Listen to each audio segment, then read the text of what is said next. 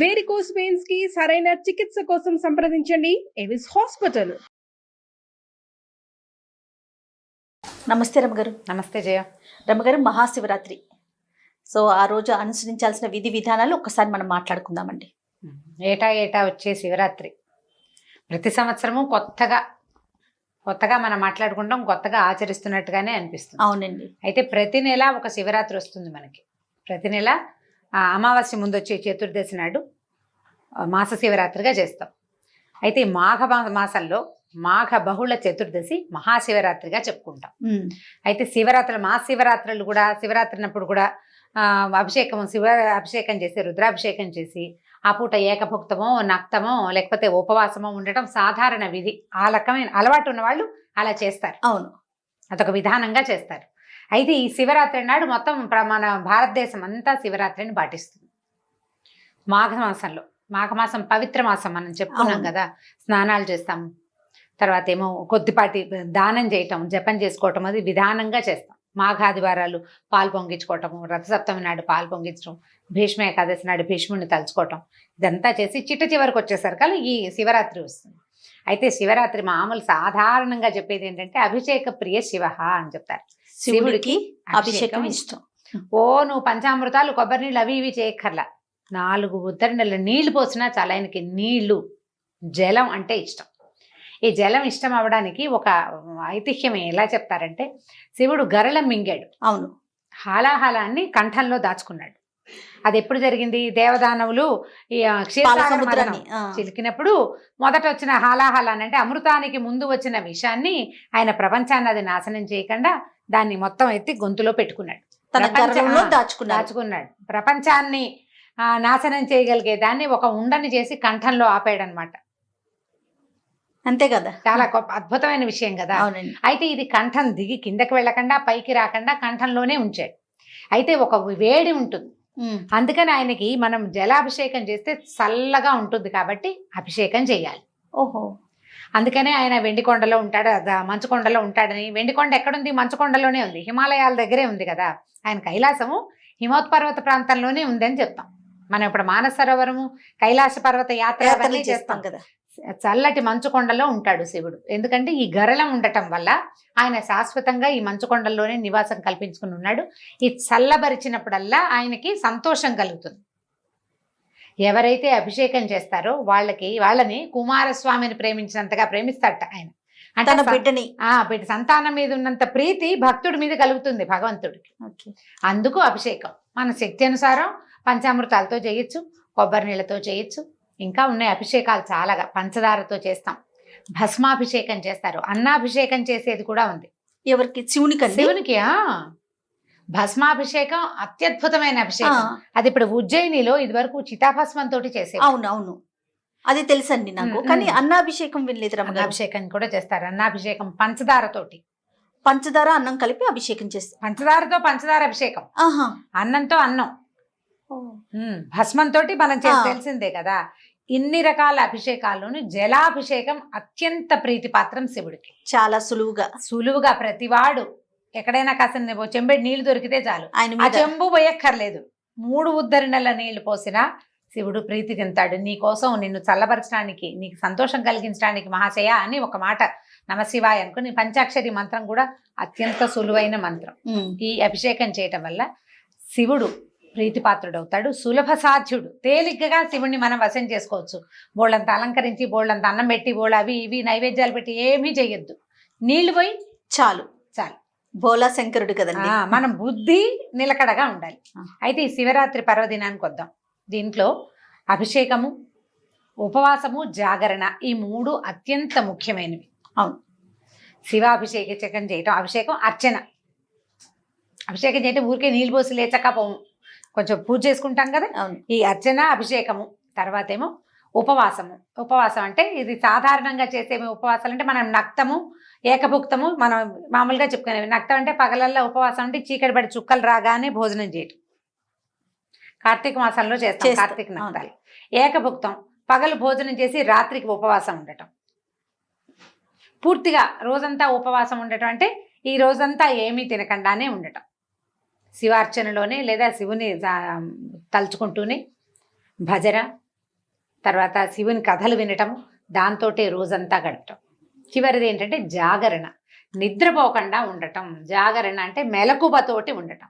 మళ్ళీ ఈ మెలకువ అంటే నువ్వు సినిమా చూస్తూ మెలకుగా ఉండడం మాత్రం కాదు, ఆయన ధ్యానంలో ఉంటూ భగవత్ సంబంధమైన కథలు వింటూ, భగవత్ సంబంధమైన భజనలు పాడుతూ వింటూ, భగవత్ సంబంధమైన వ్యవహారం అంటే భక్తులతోటి సంభాషిస్తూ రాత్రిని గడపటం. మర్నాడు పొద్దున స్నానపానాదులు చేసుకుని, వంట చేసుకుని, లేదా మన దగ్గర ఏదైనా ఆహారం ఏర్పరిచి ఉంటే శివారాధన చేసుకుని స్వామికి సమర్పించి దాన్ని భుజించటం. జాగరణ శివరాత్రి జాగారం అంటాం మనం. జాగరణ, దాని పేరు సరైన పదం జాగరణ. ఇవి చేయగలిగితే అత్యద్భుతమైన ఫలితాన్ని ఇస్తాడు శివుడు. ఏమిస్తాడండి? మాకు 4 లక్షలు అప్పు ఉంది, ఆయన తీరుస్తాడా? నాకు చాలా అనారోగ్యం ఉంది, ఆయన పోగొడతాడా? నాకు బోల్ డబ్బు కావాలి, ఆయన ఇస్తాడా? అన్నీ చేస్తాడు. ఎప్పుడు చెప్దాం, అవి కూడా చెప్తాం.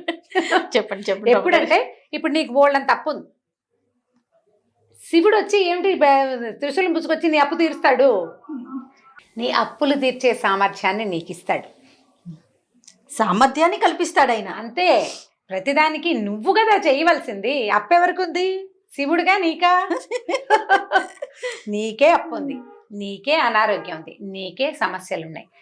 నేను భగవంతుడిని నమ్మాను, అతను నాకు దారి చూపిస్తాడని నువ్వు త్రికరణ శుద్ధిగా నమ్ము, దారి చూపిస్తాడు ఖచ్చితంగా. భగవంతుడు చూపించిన దారిని తీసుకుంటే నీ సమస్యలన్నీ తీరిపోతాయి. సమస్తమైన సమస్యలకి భగవంతుడు సమాధానం చెప్తాడు, నీలోనే, నీతోటే నువ్వే చేసుకునేలాగా. నువ్వు కేవలం ఆ స్వరం వినడానికి నీ బుద్ధికి ప్రచోదనాన్ని కలిగించాలి, నీ బుద్ధికి ఆ ఫోకస్ కావాలి. మంచి మాట వినేందుకు, మంచి సలహా తెలుసుకునేందుకు, మంచి మాట విని ఆచరించేందుకు నీ బుద్ధికి సరైన దారి భగవంతుడి వల్ల కలుగుతుంది. నువ్వు ఉపవాసం చెయ్యి శ్రద్ధతోటి, డైటింగ్ కోసం కాదు. జాగారం చెయ్యి సినిమా చూస్తూ గేమ్ ఆడుకుంటూ కాదు. భగవత్ సంబంధమైన వ్యవహారంతో భజన చేస్తూ.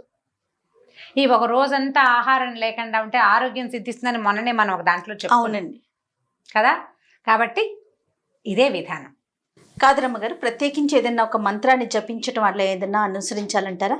అనుసరించవచ్చు జయ. అంటే మామూలుగా అభిషేకం రుద్రాభిషేకం చేస్తారు, రుద్రం రాదు, ఓం నమ శివాయ, ఓం నమ శివాయ అని చెప్పుకుంటూ మనం సులువుగా చెప్పుకునేది మనంతటా మనం చెప్పుకుంటూ చేయొచ్చు అభిషేకం.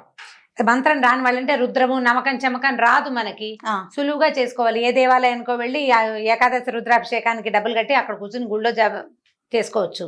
లేదా మనం ఇంట్లో చేసుకుంటాం అనుకో, ఇంట్లో చేసుకుంటే చక్కగా ఒక చిన్న పాత్ర నిండా నీళ్లు నింపి పెట్టుకోవటం. దేవుడి దగ్గర ఓ శివలింగం ఉంది మన దగ్గర, ఓ పళ్ళెంలో పెట్టడం, ఓం నమ శివాయ అనుకుంటూ ఒక్కొక్క నమ శివాయకి ఒక్కొక్క చెంచాడు, ఒక ఉద్ధరణ నీళ్ళు తీయటం, శివలింగం మీద వేయటం, సమర్పించటమే అంతే. కొబ్బరి నీళ్ళు తీసాం, కొబ్బరి నీళ్ళతోటి, పంచామృతాలు తీసాం, పంచామృతాలతోటి, నమక చమక రుద్రాదులతోటి రుద్రంతో పూజ చేస్తే ఎలాంటి ఫలితం గొప్ప గొప్ప వాళ్ళకి, అంటే బాగా అన్ని వేదాధ్యయనం అవి చేసిన వాళ్ళకి లభించే ఫలితాన్ని సాధారణమైన వాళ్ళకి, స్త్రీ బాల వృద్ధుల తేడా లేకుండా ఎవరికైనా ఈ రోజు భగవంతుడు ఇస్తాడు.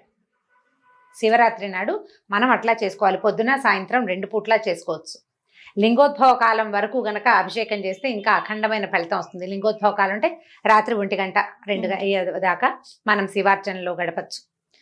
చాలా మంది ఏం చేస్తారంటే లింగోద్భవం తర్వాత కొద్దిగా కునుకు తీస్తారు, మంచం మీద పడుకోకూడదు, నేల మీద పడుకోవచ్చు అలా చెప్తారు. పెద్దవాళ్ళు ఉండలేకపోతారు, పిల్లలు వాళ్ళు ఉండలేరు. రాత్రి 1 గంట 2 దాకా ఎవరైనా నిద్ర కాసేస్తారు, ఆ తర్వాత కాయడం కష్టం. అవును.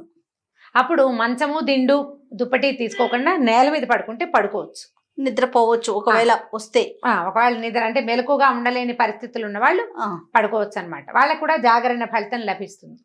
రమ్మగారు, అల్పాహారం తీసుకోవచ్చు అని కూడా కొంతమంది దగ్గర వింటూ ఉంటాం, అది ఎంతవరకు కరెక్ట్ అంటారు? అంటే అనారోగ్యస్తులు, వృద్ధులు, స్త్రీలు, బాలింతలు, లేదా గర్భవతులు, చిన్నపిల్లలు ఉంటారు.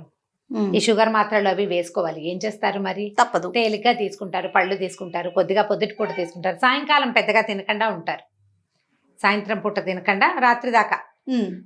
ఈజీగా మెథడ్ చెప్తాను చూడండి. ఇదే మనం ఈ నార్త్ ఇండియాలో అనకూడదు, ఒరిస్సాలోనూ అక్కడ నెయ్యి తేనె నీళ్ళల్లో కలిపి తీసుకుంటారు. అవే నీళ్లు రోజంతా. తేనె నీళ్లు తీసుకోవచ్చు, కొబ్బరి నీళ్లు తేనె నీళ్ళతోటి వాటర్ తోటి ఉండొచ్చు. ఓకే.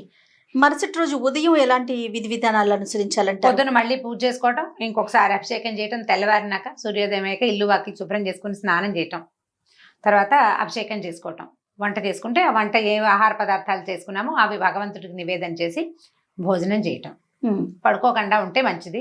మరుసటి రోజు పగలంతా కూడా పగల అంటే దాని మీద పెద్ద నియమం లేదు. ఏకాదశి నాడు అంటే ద్వాదశి నాడు పారణ చేసి నిద్రపోకూడదు అంటారు. శివరాత్రికి పెద్దగా ఆ మాట చెప్పల. చాలా మంది శివరాత్రి మర్నాడు పడుకున్న వాళ్లే కనిపిస్తూ ఉంటారు. ఓకే, పెద్దగా చెప్పబడలేదు అనమాట. నిద్రపోకూడదు అనే నియమం అయితే లేదు. ఇప్పుడు ఏదో ఆఫీసులకు వెళ్లాల్సిన వాళ్ళు ఏం చేస్తారు, ఏవో కొంచెం ఆవలిస్తూ పని చేసుకుంటారు కదా, పర్వాలేదు, దానికి తప్పులేదు. జాగరణ ప్రధానం. జాగరణ ప్రధానం. రాత్రంతా మెలకుగా ఉండటం ప్రధానం. మనం ఆ టైంలో జపతపాదులు, ఏదైనా జపము, తర్వాత ఏమో భజన, ఆలయ దర్శనము, దేవాలయాల్లో ఉండిపోవటము, తర్వాత మన శారదా పీఠాల్లోనూ అక్కడ అర్చనలు జరుగుతుంటాయి. ఏకాదశి రుద్రం చేస్తారు, సహస్ర లింగార్చన చేస్తారు. అలాంటివి శివ కళ్యాణం చేసుకునే చోట 12 గంటలు అయ్యాక శివ కళ్యాణం చేస్తారు. శివపార్వతి కళ్యాణం, గౌరీ కళ్యాణం అంటారు. అవును, శివ కళ్యాణం, గౌరీ కళ్యాణం, ఏదైనా సరే ఆ కళ్యాణాన్ని అలాంటి శోభాయమానంగా జరిగే చోట కార్యక్రమాలకి చూడగలిగితే ఇంకా బాగుంటుంది, మంచి ఫలితం లభిస్తుంది. మనం ఇంకా భగవంతుడి మీద దృష్టి లగ్నం చేసి ఉంటాం కదా, దానివల్ల విశేషమైన ఫలితం లభిస్తుంది. రమ్మగారు, మహాశివరాత్రికి మామూలుగా మనకి నెల నెల వచ్చే శివరాత్రులకి ఉన్న తేడా అంటే మనం ఏం చెప్పుకోవాలి? మహాశివరాత్రికి ఉన్న కథ ఏంటి అసలు? ఈ శివరాత్రి నాడు ఆ బ్రహ్మ విష్ణువు వాళ్ళిద్దరూ ఆధిపత్య పోరు వచ్చిందట వాళ్ళిద్దరి మధ్య. నేను గొప్ప అంటే నేను గొప్ప, నేను సృష్టిస్తానంటాడు ఆయన, నేను పెంచుతాను కదా వీళ్ళని అంటాడు ఈయన.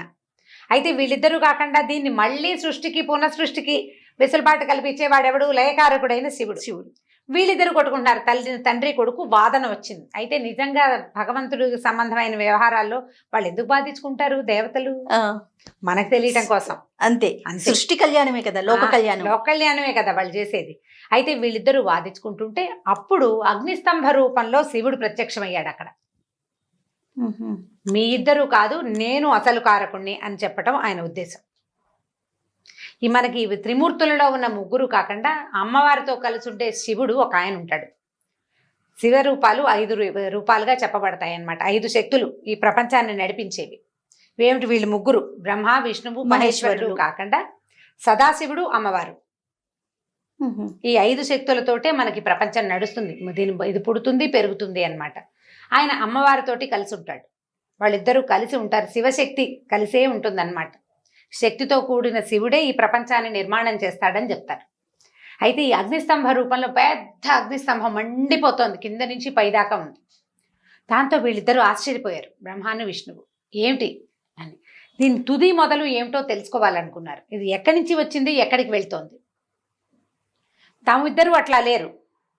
ఒక 3వ శక్తి ఈ రకంగా అగ్నిస్తంభ రూపంలో కనపడుతోంది. అప్పుడు ఏం చేశారంటే ఒకళ్ళు పైకి, ఒకళ్ళు కిందకి వెళ్ళారు. మూలం తెలుసుకోవడానికి ఒకళ్ళు, అంతం తెలుసుకోవడానికి, ఆద్యంతాలు తెలుసుకోవడం కోసం బయలుదేరారు. అయితే ఈ విష్ణువు కిందకి ప్రయాణం చేశాడు. బ్రహ్మదేవుడు పైకి వెళ్తుంటే ఆయనకి ఒక మొగలి పువ్వు, ఒక ఆవు కనపడ్డాయి. ఆవు కామధేను. ఈ పైకి వెళ్తుంటే ఆయన విసుగు పుట్టింది. ఎంత వెళ్ళినా అంతం గుర్తు తెలియటల్లా. అప్పుడు ఈయన ఏమన్నాడంటే, నేను చూశానని చెప్తాను, మీ ఇద్దరు నాకు సాక్ష్యం చెప్పండి అని చెప్పాడు. సరే, ఈ అగ్నిస్తంభంలో ఈ మధ్యలో ఎక్కడైతే వీళ్ళు శివుడిని చూసి శివుడు ఇట్లా అగ్నిస్తంభంగా రూపొందటం చూసుకున్నారో అక్కడికి వెళ్ళారు. నేను చూశాను, నాకు కనపడింది అని చెప్పేసరికల్లా అప్పుడు సాక్ష్యానికి వీళ్ళిద్దరిని తెచ్చానంటే మొగలి పువ్వు అవునవునని తలకాయ చెప్పింది. కామధేనువు అవునని తలూపి తోకతోటి చూడలేదు అని తోక అడ్డంగా ఊపింది. దాంతో బ్రహ్మకి పూజార్హత లేదు అబద్ధం చెప్పినందుకు. ఆ అబద్ధానికి సాక్ష్యం చెప్పినందుకు మొగలి పువ్వుకి పూజార్హత లేదు. మొగలి పువ్వుని ఏ పూజలోనూ ఎప్పుడు వాడరు. బ్రహ్మకు అప్పుడు 5 ముఖాలు ఉండేవిట. ఒక ముఖాన్ని శివుడు చేసాడనమాట, లాగేశాడు అబద్ధం చెప్పినందుకు. ఏ తల అయితే, ఏ నోటితోటైతే ఆయన అబద్ధం చెప్పాడో ఆ ముఖాన్ని ఆయన పెకిలించేశాడట శివుడు. అయితే ఈ కామధేనువు ముఖంతో అవునని తోకతోటి కాదంది కదా, కాబట్టి ముఖానికి కాదు, ఆవుకి వెనక భాగమే, గోపృష్టమే పూజార్హమైనదని నిర్ణయించబడింది. అయితే కిందకి వెళ్ళినటువంటి శివుడు ఈ ఆదిని విష్ణువు ఆదిని నేను కనుక్కోలేకపోయాను అని నిజం చెప్పాడు. నాకంటే ఈయన శక్తివంతుడు, పైగా ఇతడు ఉంటేనే సృష్టికి స్థితికి లయకారకుడైన వాడు ఉంటేనే ఇది నడుస్తుంది. పుట్టుక అనంగానే దేనితోటి ఏదో ఒక దాంతో పుట్టించాలా, ఆ ఒక పదార్థమే శివుడు తయారు చేసేది, ఆ పుట్టిన దాన్ని విష్ణువు పెంచేది అని అప్పుడు శివుడి యొక్క అస్తిత్వం తమకంటే ఉన్నతమైనదని వీళ్ళిద్దరూ ఒప్పుకున్నారని కథ. అయితే ఎప్పుడైతే ఈ అగ్నిస్తంభ రూపంలో కనిపించాడో శివుడు, దాన్ని లింగోద్భవ కాలమని, అది ఈ మాఘ బహుళ చతుర్దశి అని చెప్పబడింది. ఈ బహుళ చతుర్దశి నాడు కనపడింది కాబట్టి ప్రతి నెల చతుర్దశిని మాఘ బహుళని మనం శివరాత్రి చేసుకుంటాం, బహుళ చతుర్దశిని మాస శివరాత్రిగా చేసుకుంటారు. అది అలవాటు ఉన్న వాళ్ళు చేసుకునేది. మాస శివరాత్రి అని క్యాలెండర్లో కనపడుతుంది, పంచాంగాల్లో విధానం ఉంటే చేస్తాం. దేవాలయాల్లోనూ అక్కడ విశేషమైన అర్చన జరుగుతుంది, శివాభిషేకం బాగా చేస్తారనమాట. కళ్యాణం కూడా చేస్తాం. అప్పుడు ఈ గౌరీ కళ్యాణం, శివుని కళ్యాణం కూడా ఈ బహుళ చతుర్దశి నాడే జరిగిందని ఒక ఐతిహ్యం. అది శివ పురాణంలో ఎక్కడో చెప్పబడింది. అందుకని ఏం చేస్తారంటే ఈ రోజు ఆయన జన్మించాడు అంటే, ఆయన జన్మించడం కాదు, ఆయన ఇట్లా లింగంగా ఆవిర్భవించాడు ఈ అగ్నిస్తంభ రూపంలో. అందుకని ఈ రోజు ఆయనకి అర్చన అభిషేకాదులు చేసి ఆయన కోసం తెల్లవార్లు మెలకుగా ఉన్నారు. బ్రహ్మ విష్ణువు వెతికేరు కదా, అవును. అట్లా మనం కూడా మెలకుగా ఉండి శివుని యొక్క ఆవిర్భావాన్ని తెలుసుకోవాలని, భగవంతుడు ఏ మూలంలో ఏ రూపంలో ఉంటాడో మనం గుర్తెరగటం కోసమే మనకి జాగరణ చెప్పబడింది. తెల్లవారేదాకా వాళ్ళు వెతికారు, అట్లా తెల్లవారేదాకా మనం మెలకుగా ఉండాలి. అందుకే ఇది చెప్పారన్నమాట. సో ఓపికను బట్టి, ఆరోగ్య పరిస్థితులను బట్టి చేయగలిగిన వారు చేసినంతగా చేసుకుంటే, అభిషేకం చేసుకున్న, మారేడు బిల్వదళాలతోటి అర్చన చేసిన, బిల్వార్చన చాలా మంచిది, విశేషమైంది. మారేడు చెట్టు సంవత్సరం అంతా పెద్దగా మనం మారేడాకులు కోయం. అవును, ఏ శివార్చనకే ప్రధానమైంది. ఏ శివాలయానికి వెళ్ళినప్పుడు కోసం ఈ రోజున మారేడుతోటి విశేషమైన అర్చన చేయటం. చాలా మారేడాకులు దొరకలేదు, ఎలాగండి అంటే ఓ 3 ఆకులు దొరికితే ఆ ఆకుల్ని ఒకసారి పూజ చేసామా, మళ్ళీ ఆకుల్ని నిర్మాల్యం తీసేసి మళ్ళీ కడిగి మళ్ళీ వేసుకోవచ్చు. అట్లా 3 సార్లు ఆకుల్ని వాడుకోవచ్చు. ఇవాళ రేపు ఎల్లుండి కూడా వాడచ్చు. మామూలుగా ఏ నిర్మాల్యానికి పూజార్హత ఉండదు, మారేడుకి పూజార్హత ఉంటుంది. 3 సార్లు వాడుకోవచ్చు. ఆకుల్ని వాళ్ళ నీళ్ళతో, మంచి నీళ్ళతో శుభ్రం చేసుకోవటం, ఒక మాట తడి తుడిచేసి మళ్ళీ అర్పించుకోవచ్చు. అట్లా చేయొచ్చు. తక్కువ మారేడు ఆకులు దొరికినా ఏం పర్వాలేదు. ఒక్క మారేడు, ఒక్క బిల్వదళం కూడా శివుడికి అత్యంత ప్రీతిపాత్రం. నీ యొక్క శ్రద్ధ, భక్తి ప్రపత్తులు అంతే, అవే చాలా ముఖ్యమైనవి. మామూలుగా మనం యాజ్ యూజువల్ గా చెప్పుకునేలాగానే ఈ శివరాత్రి నాడు కొట్లాడకండి, తగాదాలకు వెళ్ళకండి, దుర్భాషలాడడం అలాంటివి చేయబోకండి. కొంచెం అంటే మధ్యమాంసాదులతో ఉండండి. మద్యం అంటే మీరు పూజ చేయలేను, నేను ఉపవాసం చేయలేను, మధ్యమాంసాదుల జోలికి వెళ్ళబోకండి.